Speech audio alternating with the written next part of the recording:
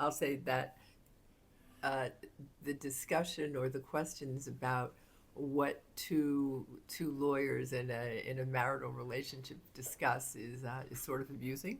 But I can tell you that when I tell my husband I have to work all weekend, he usually says he does too. So it makes it a little bit easier. As boring as our life may seem, we do work a lot, and we, on occasion, as we'll talk about right now, we will talk about some of our cases under certain circumstances.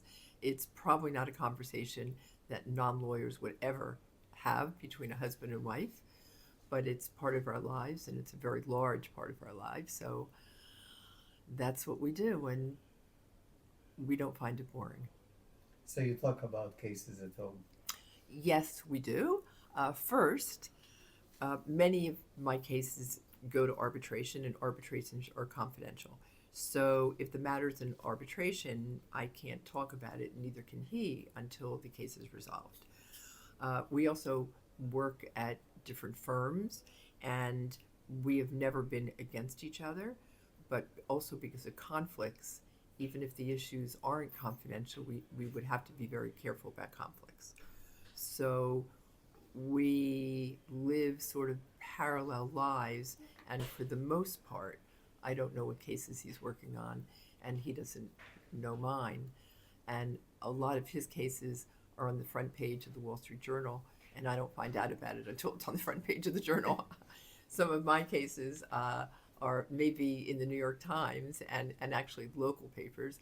And I just had a very local case, which was one of my favorite cases that I did talk about with Bob. But I was representing a local farmer who was, to make a long story short, was losing his farm in my town. So it was very high profile in my town. And the newspapers, every time I filed papers with the court, all the newspapers were calling me all day long to find out, what I really meant, what was going on, did I think I was going to win.